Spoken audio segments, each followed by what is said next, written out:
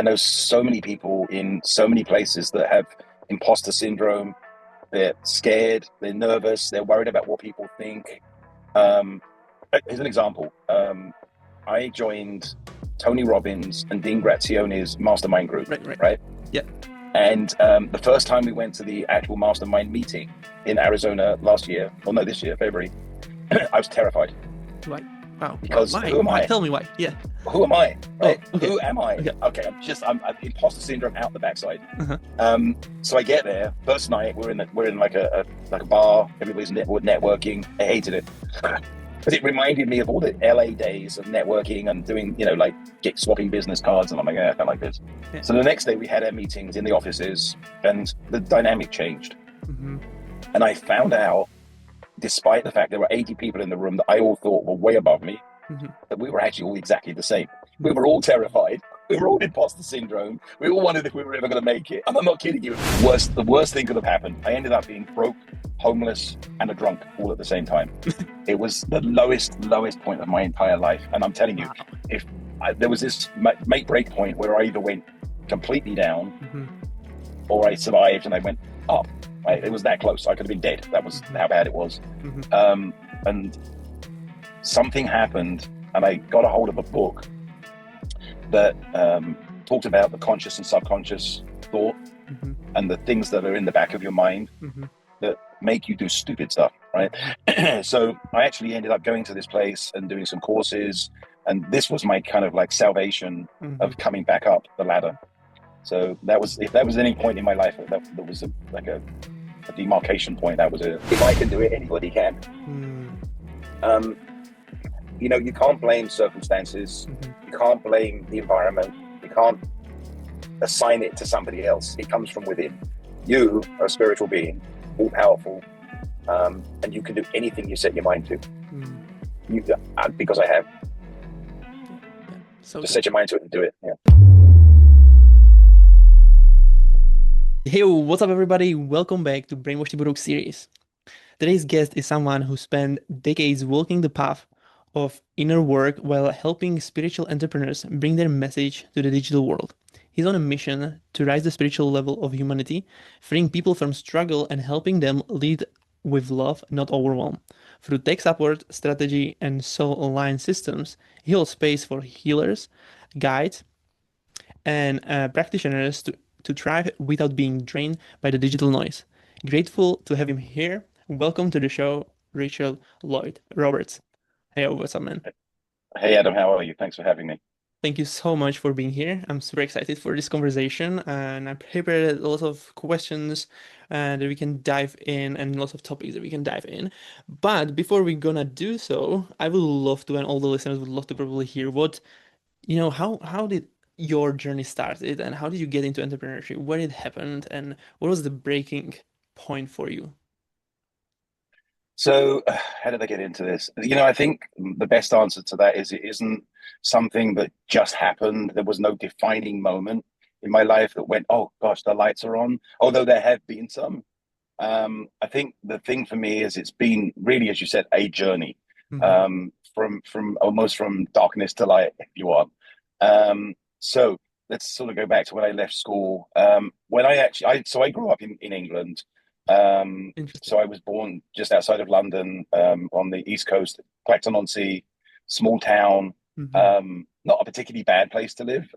Not great. It wasn't sort of like the metropolitan, just England in the 60s.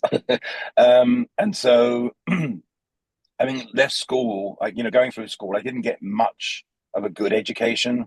Mm-hmm. I don't think I really actually qualified for anything, honestly. Um, I failed English, I failed math, I failed science, I failed everything. Yeah. But there was the opportunity I was given at that point was I actually joined the English Merchant Navy as a galley boy. Mm-hmm. And so I got to travel. And that was the Mm-hmm. biggest sort of like thing for me then. I went Mm-hmm. all over the world, got to see different, Mm-hmm. nationalities, got to see how the world worked. And so that was sort of an enlightenment moment. Mm-hmm. It's not the drudge. When I used to come home from those trips, people would be doing the same thing. Mm-hmm. They'll be going to work, the 9 to 5s, the $6 or £6 an hour, kind of jobs. I guess what it was back then, it wasn't much. And so my kind of like initiation into the world was to get out there. Mm-hmm. Mm-hmm. So um, that being said, when I finished with the Merchant Navy, Mm-hmm. I ended up in the 9 to 5. So Mm-hmm. yeah, So from okay, so from basically from London to Navy, traveling around the world. That's amazing. It had to feel like a escape for you, right? yeah, Like, it really was. yeah, Yeah, yeah, so yeah. amazing. And I see that you love traveling also. I because had the way you express it and how you shine after that. So it's really awesome to see that. Um, so, but let's go even more in the beginning of your journey. Like, how was your childhood look like? You have like how your parents raised you and how the script looked like that they handed you. Oh God, it was horrible. Mm-hmm. You asked me things I wouldn't want to talk about before I got on here. Um, this isn't one of them, but it should be. um, my mother was great. My dad wasn't. So it was a tough childhood. It Mm-hmm. really was. There wasn't really, like I said, there wasn't much of an education. Mm-hmm. There was a lot of what's the right word they say these days? I don't even know how to say this properly without being. It was just interpolation. It was a Mm-hmm. lot of like not very nice Yeah. childhood. I wasn't, it wasn't a happy life. So I think the escape was going into the Navy to get away from that in a way. Mm-hmm. Mm-hmm. So I didn't get a ticket. There was no ticket. It was like, there you go. There's the world. Off you go. You know. Yeah. Now I did work with my dad for some time. He was in construction. It wasn't pleasant, but we did it. And he had a good work ethic. He just wasn't the loving father that I would always hoped I would have had. Mm, So yeah. yeah, Yeah. Yeah. yeah. Yeah, That's a tough one. my childhood was really tough also, especially like in our country in Czech Republic. It was like, parents been working super hard to just get enough money to actually be able to pay the bills and so on. So I even see them properly. They've been most of the time in the work, just like working three jobs to just get by. Especially in that time, they've been, there was people been working in on a farms mainly. Like my dad was literally on a farm, riding tractors and those type of things. Um, but yeah, I it think was to be really. fair, Hmm? go Go on. ahead. Sorry, I didn't mean to No, interrupt. no, Go go ahead. ahead. I think to be fair, I think that was probably everybody's family back then in the Hmm. 60s. It was a tough time. Yeah, Yeah, yeah, yeah, yeah, yeah. yeah. So there was a massive lack of money and awareness about everything was going on and how to live different life. So I can relate to what you are saying really heavily. Um, so what did you want to become when you've been child? That's a good question because I remember that quite distinctly.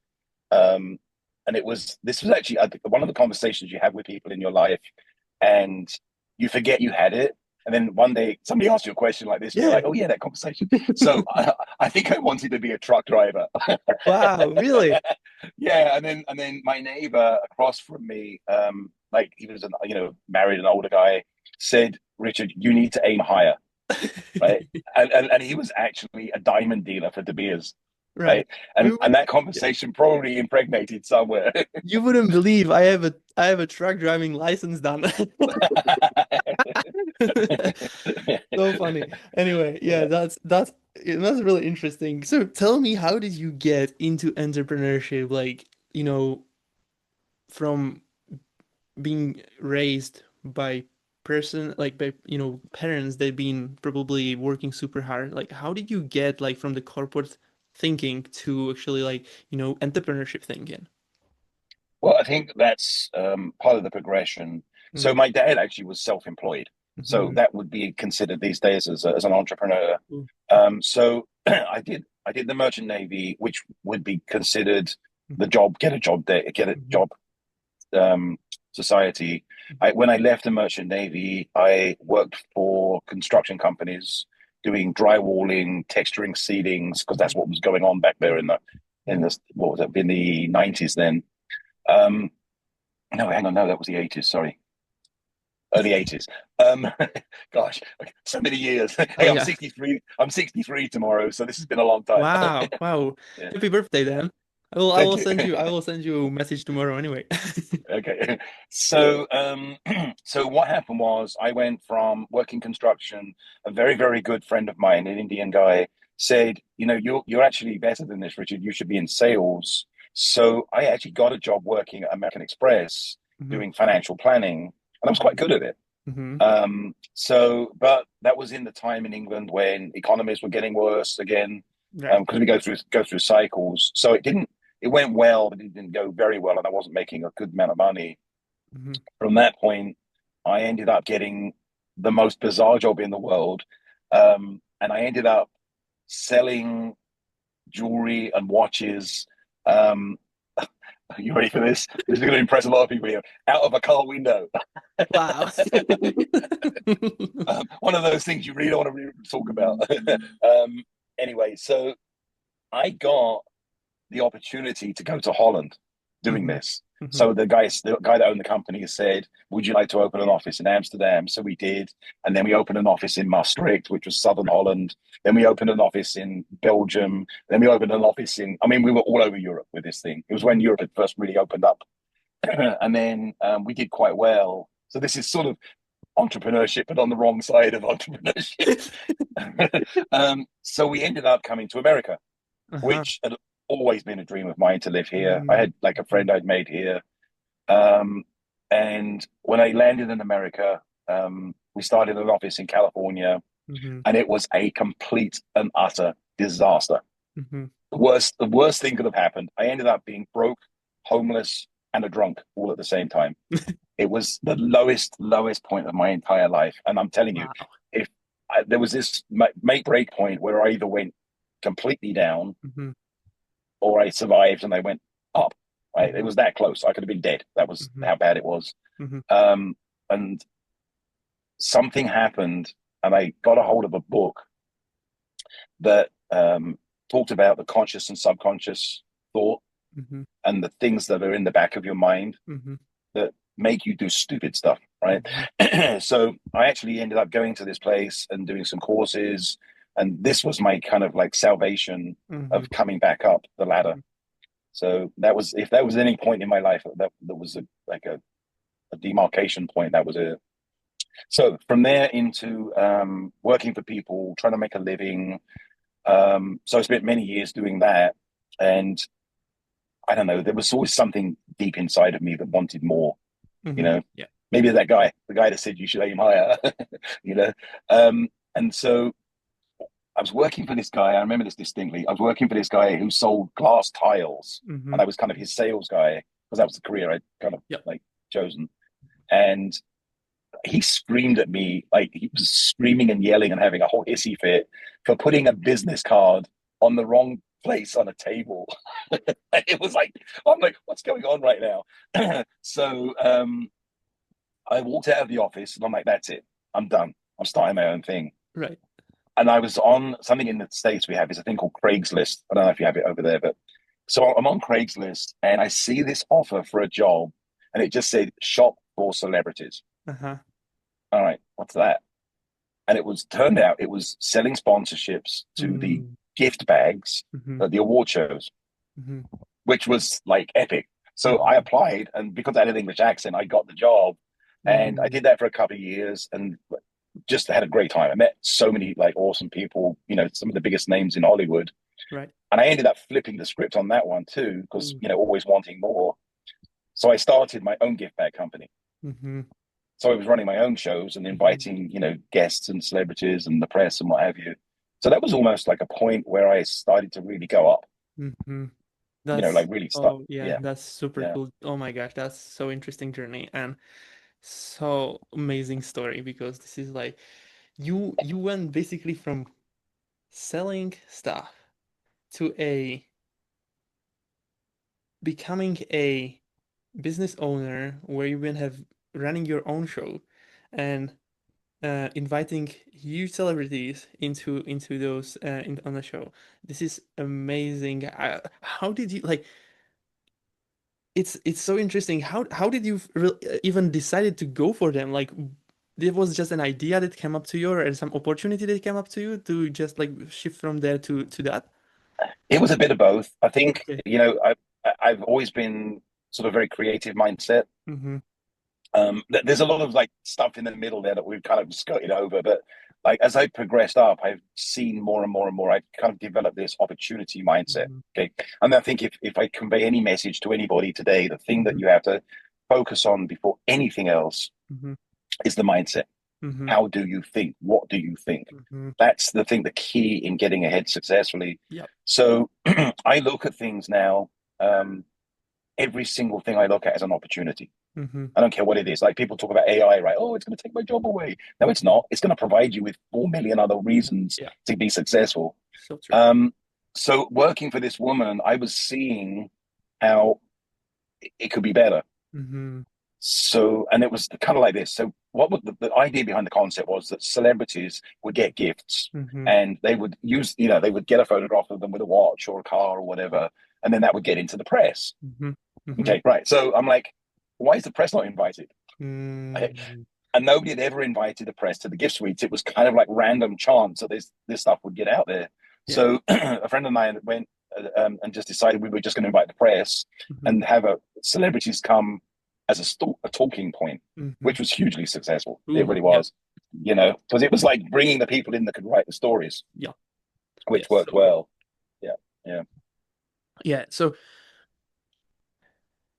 how did the shift of the mindset that you described, how that affect your life and how you see the world? It really changes everything. Mm-hmm. Um, and it's I remember when I first started doing it, it almost seemed like really, really, really hard work. Mm-hmm. And you have so many limiting beliefs, so much self-doubt, so many hidden phrases in the Mm-hmm. back of your mind. Yep. And just, the little things that say don't.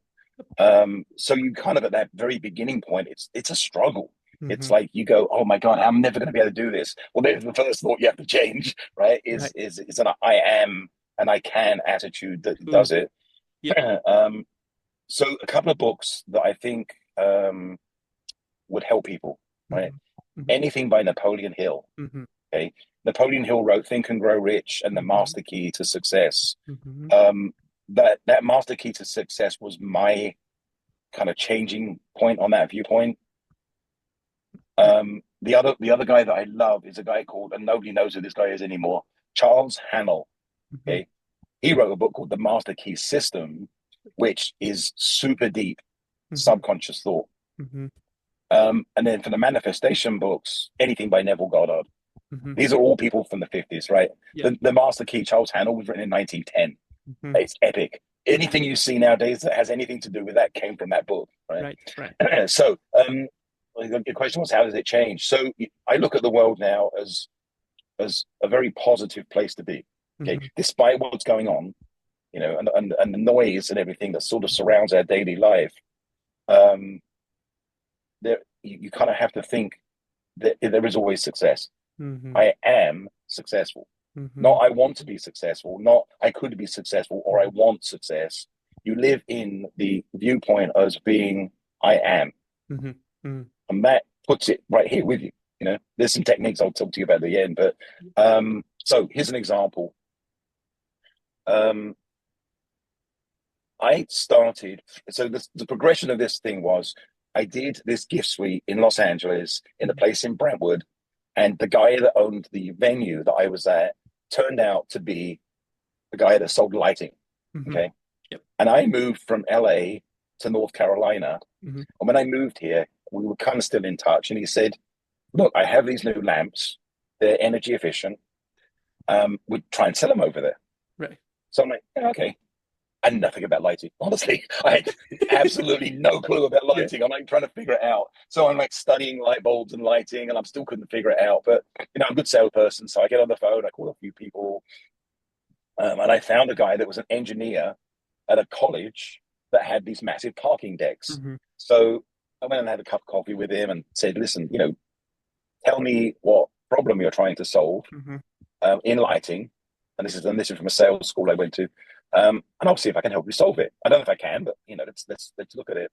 So we put one light bulb up in this parking deck, and it was so freaking bright. It was insane. I mean, it was energy efficient, so it was I think it was 70% less energy Right. than the original lighting. So they had all these engineers come in and they're like, that's great, let's try this little area.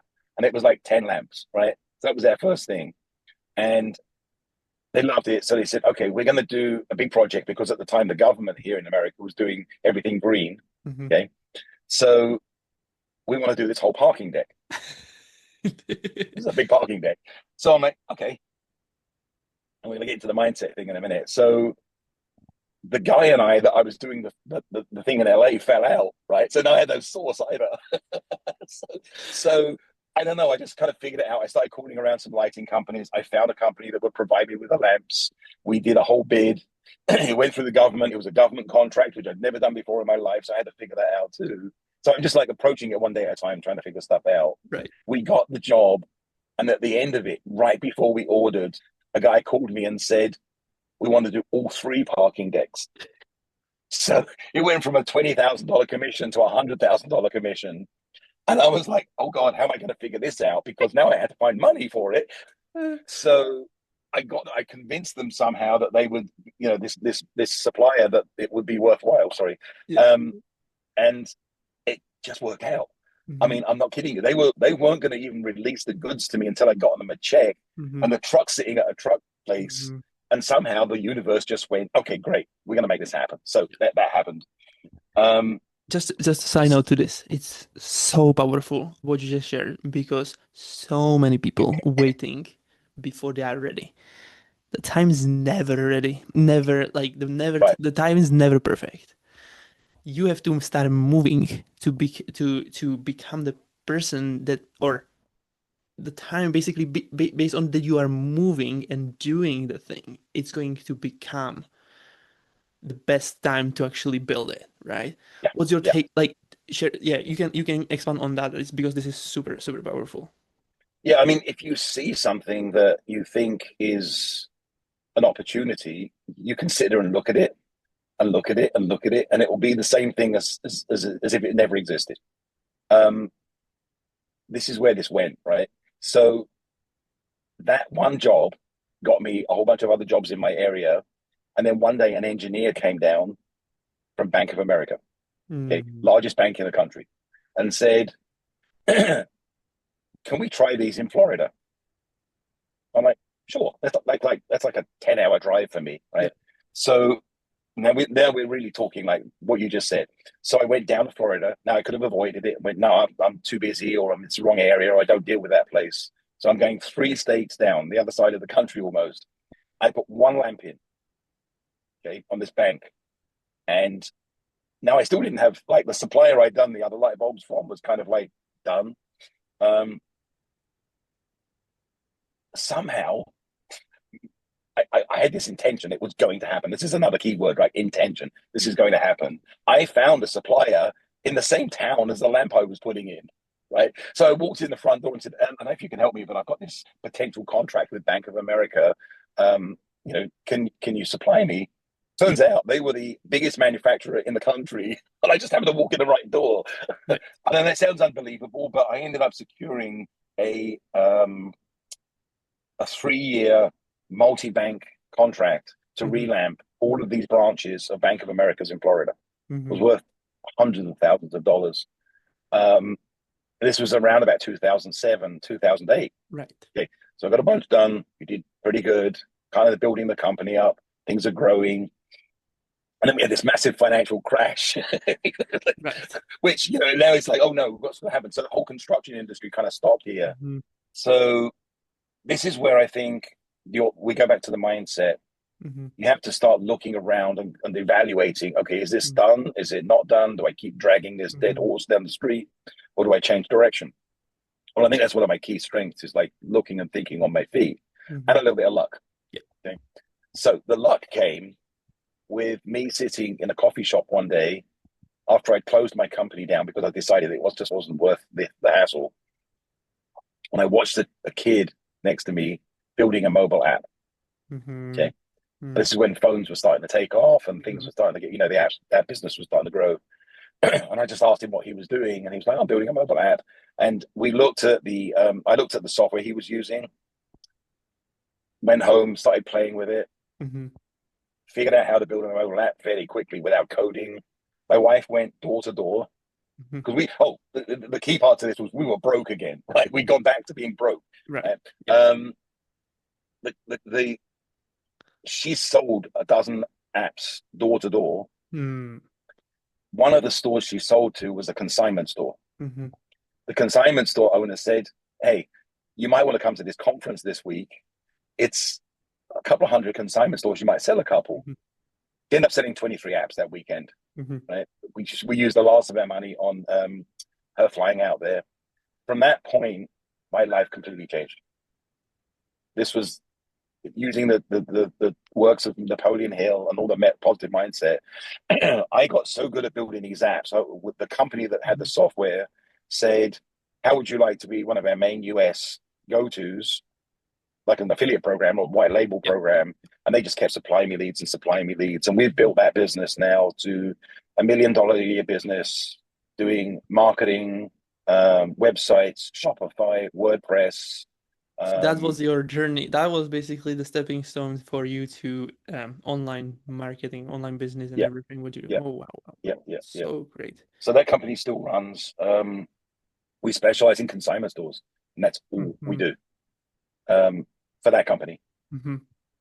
So the Yeah. key takeaways from this is this: having the intention to keep going, not Hmm. giving up, spotting the opportunities as they come up, and doing something, Hmm. like literally doing something about it while it's in front of you. Yeah. Yeah. What would you what would you add to this? Like your skill, like what was the skills that you had to learn to be able to become that successful? Like what was the main skills that you had to learn along the way?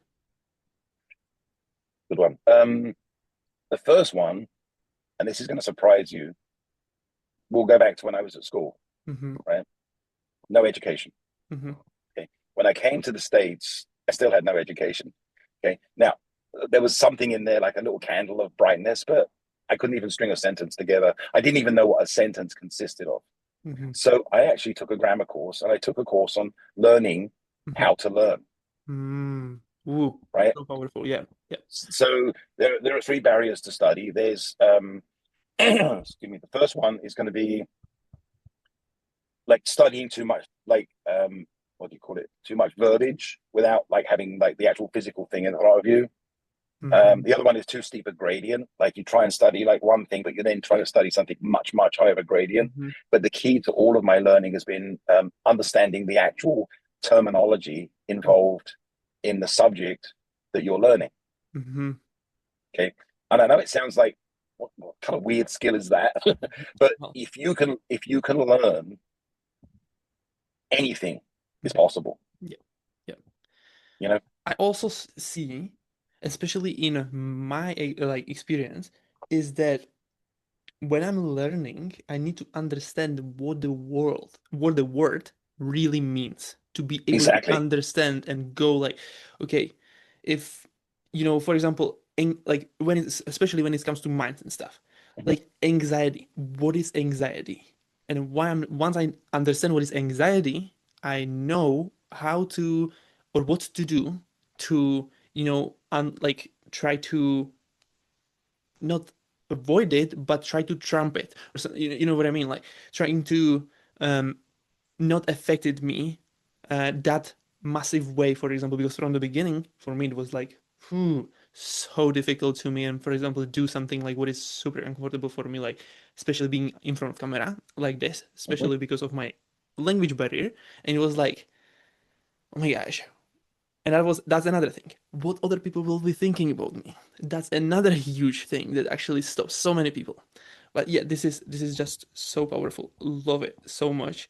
And I would love to hear your take on um like how would you deal with this type of like anxiety, for example, or you know, self-worth if you had this type of issue before.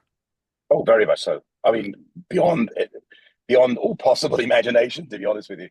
Um, yeah, so it's sort of like anxiety is fear, Mm-hmm. okay? And fear is not being present. Mm-hmm.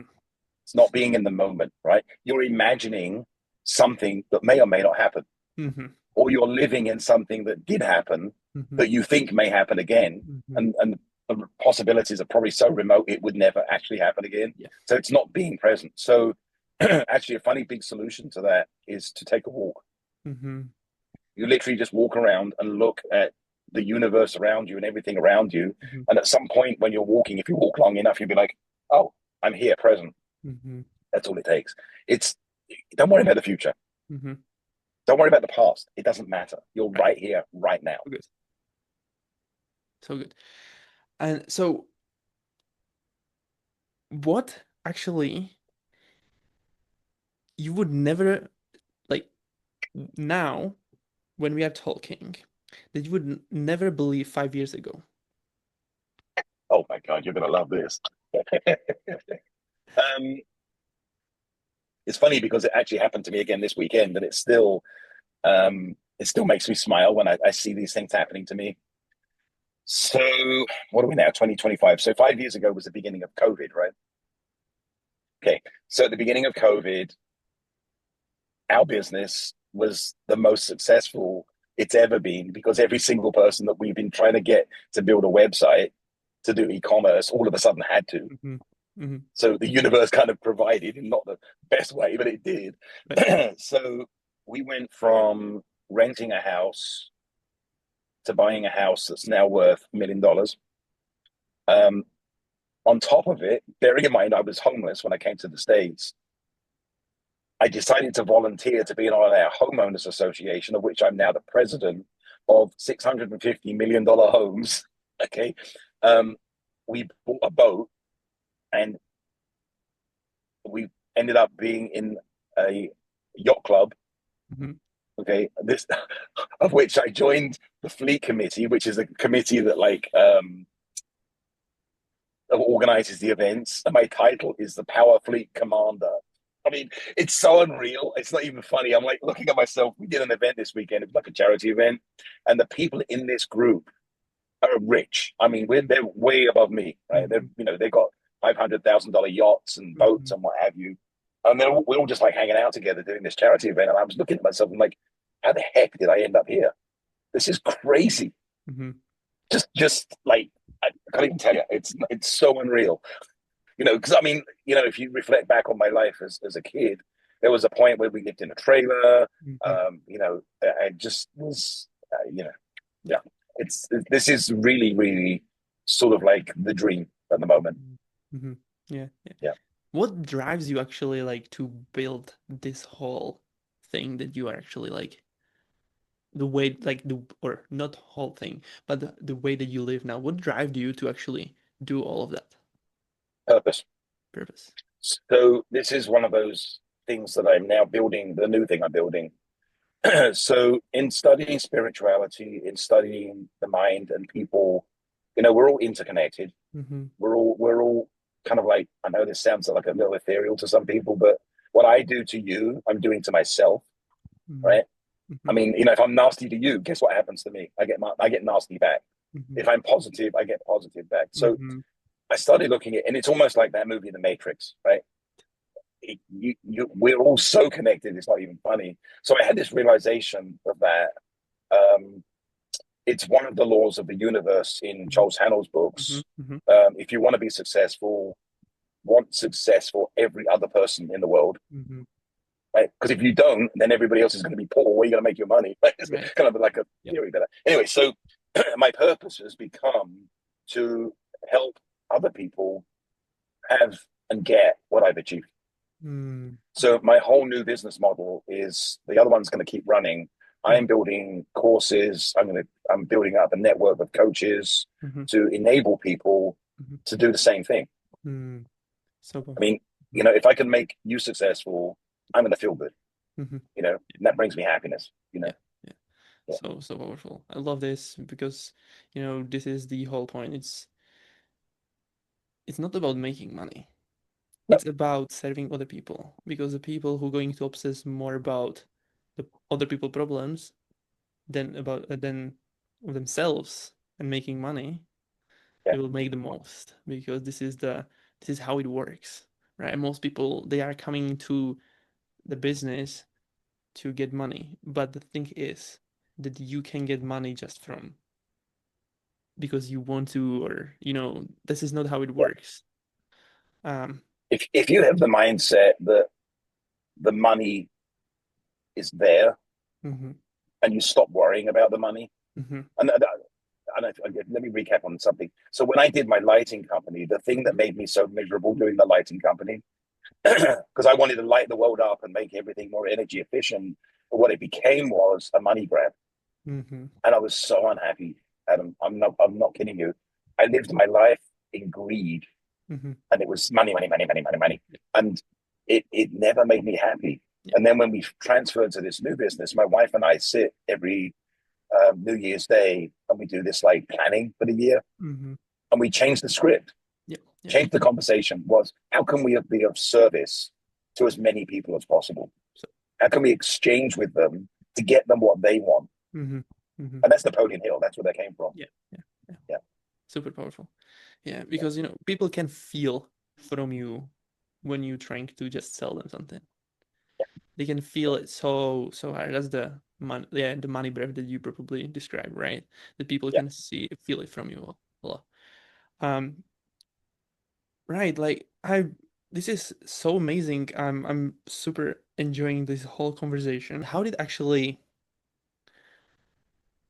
was it for you when you start doing the show, when you've been basically owning the show and you've been interviewing like those celebrities? How that look like for you? Like how it all, like, what did you learn from that also, like to be like to run this type of business, because this is not really traditional type of business, I would say. Not many people No, actually. it's not. Yeah, I think it gave me confidence. Mm-hmm. I mean, it's it's sort of like this when you're sitting in a room and the person next to you is Clint Eastwood, Right. okay, or Kevin Costner. I mean, and I'm serious. It's like you look at it and you're like, how did I end up here? Mm-hmm. But I'm here, and it's sort of like I can't explain this very well, but it gave me so much self confidence Mm-hmm. that I could do anything. Mm-hmm. Um, and I don't know. Okay. Let's go back to something. Mm-hmm. Let's talk about manifestation for a Mm-hmm. second. Mm-hmm. Um, in manifestation, it's one of these things that if you can imagine your perfect life and you imagine it as if the dream was already fulfilled or the life was already fulfilled Right. in a state of mind that's relaxed, Mm-hmm. and you keep doing it and keep doing it and keep doing it, what happens is you start to see these little tiny wins. Okay. Mm-hmm. And you can start small. You can say, I would like a silver spoon. Mm-hmm. But that's putting it into the future, right? So you say, I have a silver spoon. Mm-hmm. And then all of a sudden you're looking in your hand, there's a silver spoon there, and you're like, well, that kind of works.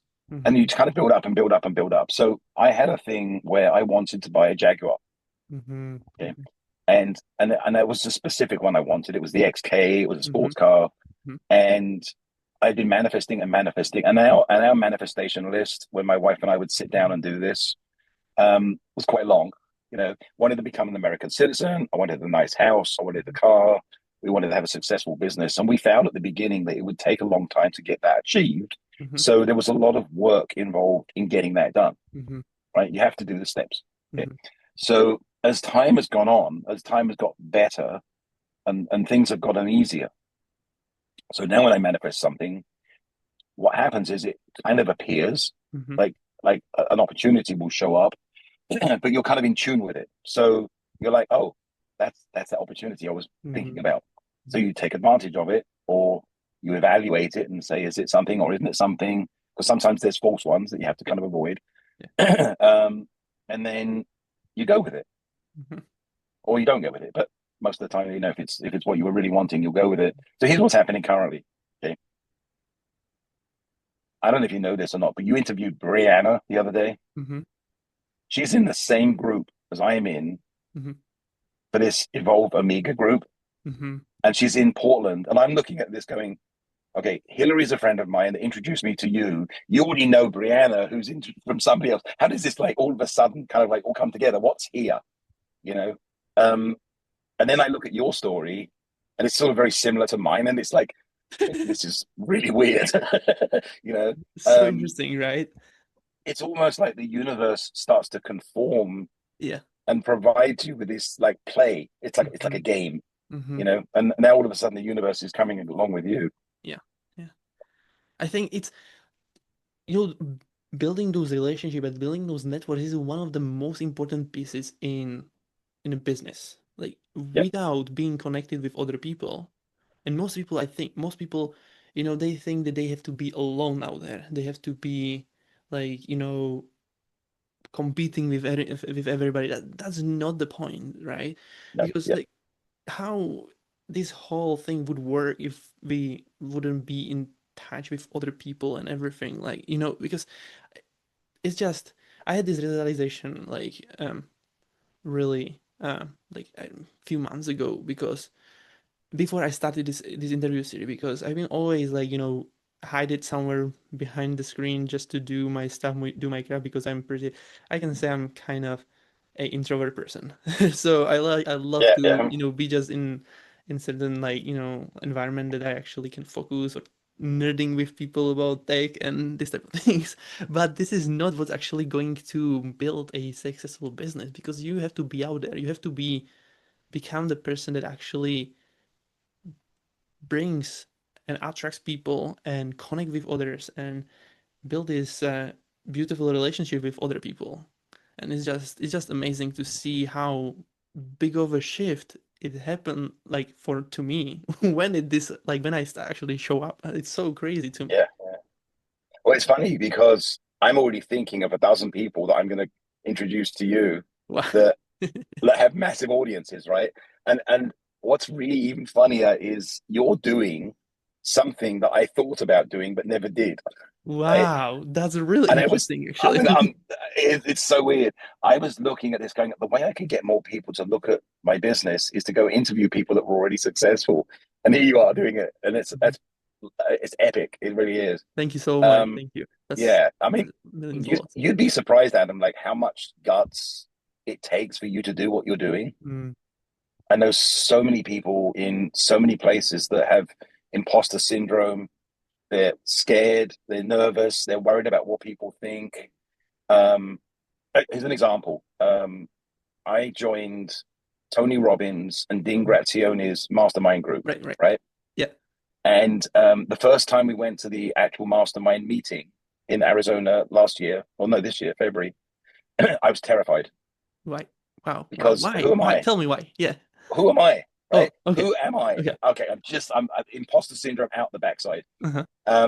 So I get there first night. We're in like a bar. Everybody's networking. I hated it because it reminded me of all the LA days of networking and doing, like get swapping business cards. And I'm like, I don't like this.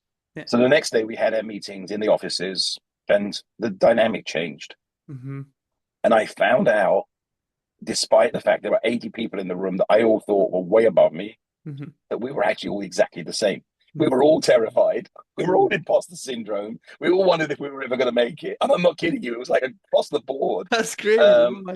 like even the Wow. biggest guys there, like there was this woman there, Tina Hay, who's this doctor who has this massively successful like coaching business for Christians, and she was like, "Yeah, my kids like got really sick, and my husband was laid off, and we lost everything in COVID because I couldn't do my live presentations, and we were broke." And I'm like, "What?" So when Oh, I went back to the second meeting about a month ago, and the now I'm there and I'm on the same playing level as everybody else because we all mhm. know we're all the same. And Yeah. it was so much different, and the atmosphere was so much better, and I made so many deep like relationships Mm-hmm. there with Mm-hmm. people. With and it's I don't know, it's the mindset. See, if I wasn't scared the first time, it would have probably been fine. But Yeah. Yeah. You can even, because I've been actually at FHL this year. That's from Russell Brunson community, Funnel Hackers. Mhm, I don't know if you know about that, but basically,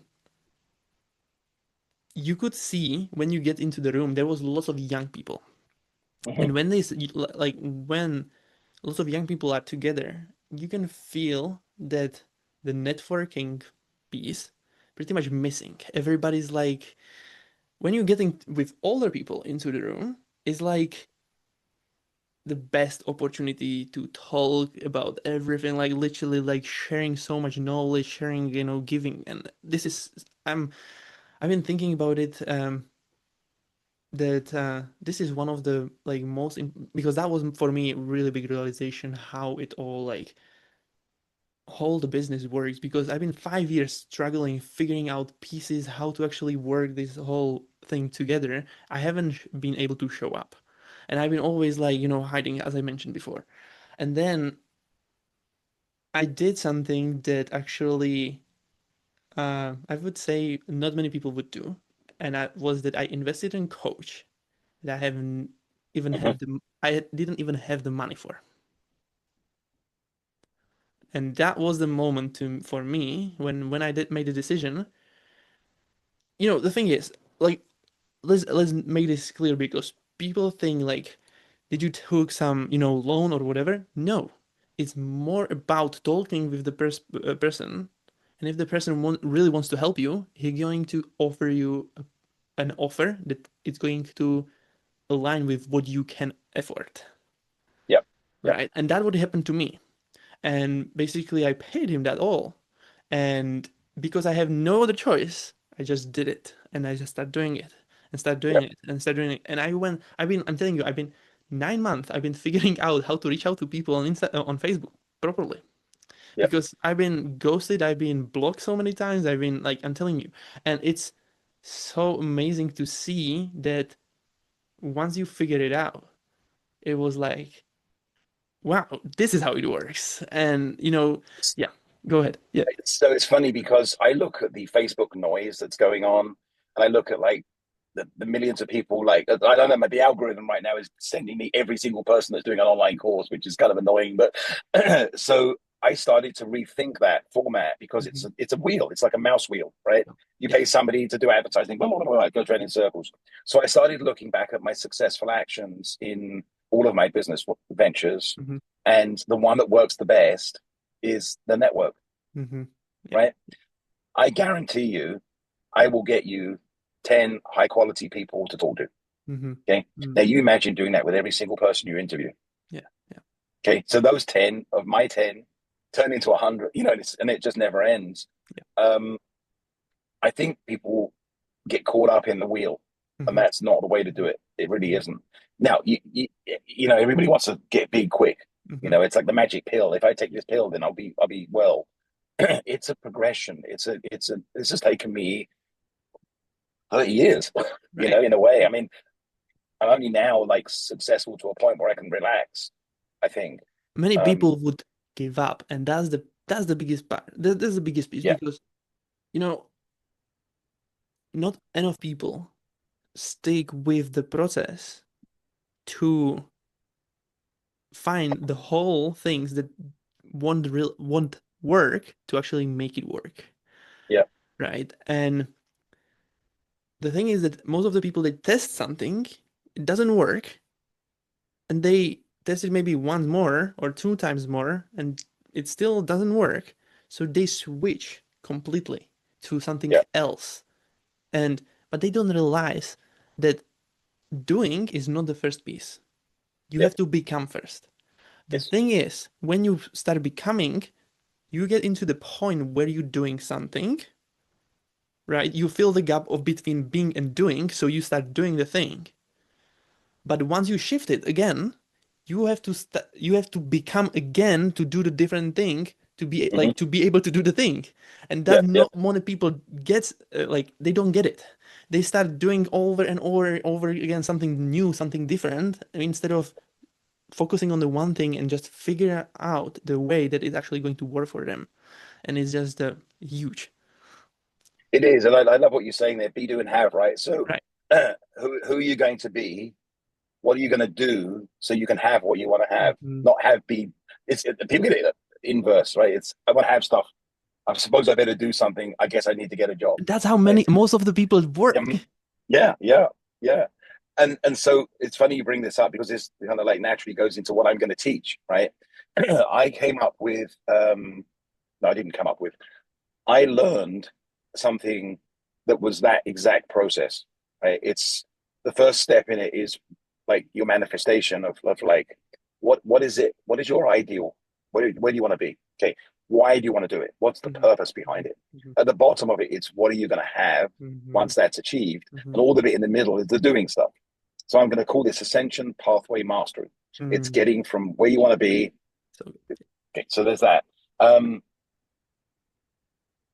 it's interesting, like you talk about this progression too. So let's take technology, right? When I started doing the tech stuff, this was back in 1998. mhm. Okay, I was building websites with, you can Right. see code, Wow. HTML code, right? It Can was you can you horrible. can you code actually? No, No. horrible. Complete disaster. Yeah, me too. But I don't. I mean, I was doing it. They never worked. They weren't but there was no mobile back then either. But they weren't friendly. So this was my, oh, sorry. This was my technology introduction. As time had gone on, I did some .com companies that, local jobs here and there.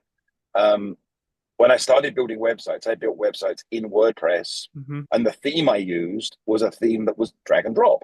The mobile app software was drag and drop, so I made it easy. Well, that stuff, and I had this realization 2 weeks ago. All the things I've learned since 1998, that whole wealth of experience just got replaced with AI, Right. Yeah. right? And if I don't do something now Mhm. and learn AI and become an expert in AI Mhm. in 5 years, I, I'm done. Yeah. Probably be 6 months the way it's going. Yeah. Well, it's Yeah. so fascinating to me how everything's shifting. D- You wouldn't believe, but I started with WordPress also. So I know how it feels to Right. build a Yeah. whole Right. website. So yeah, but it's just yeah, the situation that is now, like what is happening out there, it's just it's amazing to see what is possible for sure and how many things we can do in so like short period of time now with AI.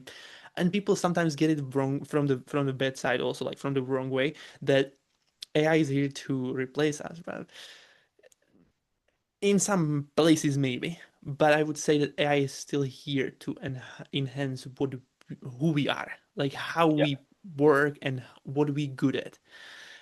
So yeah, it's just amazing to see what is possible now and how fast you can get everything done. I don't know if you use AI on in your business and how. Every single step of Mhm. every point of the way, and literally this has happened in 2 months. Right, I, right. I, I really had that realization fast. And I Hmm. think that's because of the way I've worked in tech Yeah. for a long time. That if I don't, I'm going to get left behind. But like, I don't know. Let's say I take a piece of text or book that Hmm. I read in 1950, or that was around in Yeah. 1950. Not I read. I'm not that old. And I put it in AI, and I just say to ChatGPT, modernize this, Hmm. Yeah. and it comes up with this beautiful book that's completely modernized. That's a product. Yeah. It's a product I can exchange with other people that makes sense to them because they don't want to read 1950s English. You Yeah. know? Yeah. Yeah. Yeah, So yeah, so good. So good yeah, because now I'm telling you, like what I see, there are not anymore a lack of information and this type of things at all. You can have product some product created in couple of minutes or even seconds. There yeah, is there is a massive lack of action. Actually, people would they don't do what they're supposed to do, yeah. and this is just what I can see most of the time, especially in these days.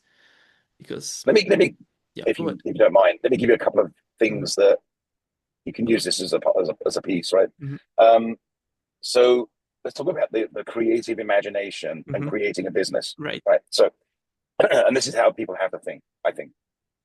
So let's say, well, I'm going to give an example of something I did 3, 4 years ago, okay, as a side gig, just for Hmm. fun. Yeah. Yeah. So I told you I bought a boat. Okay, when I bought the boat, the brand new boat, there was no flooring in it. Hmm. Okay, so and I bought this boat that had a loan on it for a million years because I knew I was going to pay it off early. Just wanted to get the boat so we can get out on the water. So we go out on the water. I take off. First boat I've ever owned. The front goes up. My wife goes backwards, right, because it's slippery, and it wasn't pleasant. So I looked at it in the situation. I went, I need to get flooring for this boat. So I looked around. There was, and I have a big lake where I live. There was no boat dealers that did the flooring that wasn't $20,000. It was crazy money. Um, and so I went on Facebook and I found a company in Florida that produced the flooring, I thought. And it turns out he was just a distributor for a flooring company that was based in Georgia, which is the next state from me. So he gave me the name of the company. He said, just buy it direct, it's cheaper. So I bought the flooring, I put it in myself. It's foam, right? It's just foam you stick on the floor. Nothing complicated. And I kept thinking about it, and I'm like, this has got to be high profit. It's foam. Mm-hmm. There's got to be money in this, and there's nobody doing it around me. This Yeah. is an opportunity. So I started a boat flooring company. Mm-hmm. So I built a website, SEO optimized it, which wasn't hard. Right. There's not a lot of competition in that space. And I started the boat flooring company. My first boats, I would have to get big sheets of plastic and trace the flooring, which was a real pain in the ass in the wind. Right. So you talk about investing in yourself, right? So I invested in a CAD machine that would trace it for me. And I ended up doing 300 boats in 2 years. Wow. I was making $1,000 a boat profit because it's foam. Right. And it wasn't difficult. It wasn't anything like anybody could have done, but just nobody did it. And another key point you built while you're on, one of the reasons I was successful is because when people called my company, I answered the phone. Yeah. Right? Just answer the phone like, yeah, I'll come tomorrow. Yeah. And that is like being there and communicating and doing the job properly it's an easy key. Yeah. So powerful. All right, then. Thank you so much for being here. That was my pleasure to have you here. Likewise, thank you. Last question before I let you go is, if this would be your last interview you've ever done, what would you love to or like to leave as a message behind you for all the listeners, for anybody who you know? If I can do it, anybody can. You can't blame circumstances. You can't blame the environment. You can't assign it to somebody else. It comes from within. You are a spiritual being, all powerful, and you can do anything you set your mind to. Because I have. Yeah. So just set your mind to it and do it. Yeah. So, thank you. So thank you so much. Where people can find you and support you or start working with you or anything? Yeah, so we have a couple of things. I have a website called the Soulpreneur.agency. The Soulpreneur is my new gig, and what I'm doing is I'm helping people that are driving businesses from their soul-based purpose. Okay, so we're going to provide tech support, unlock the blocks and barriers that they come up with. I'm building a massive network of people that can, like help other people. That's the key behind it. So start at the Soulpreneur agency. There's links to it everywhere. It's literally the Soulpreneur.agency. Awesome. Thank you so much. Thank you for being here. And for everybody who's listening, if there's something in you, don't ignore it. Share with someone who needs it. Subscribe, leave a review, and remember, you weren't born to follow the script. You weren't born to be free. Bye, everybody.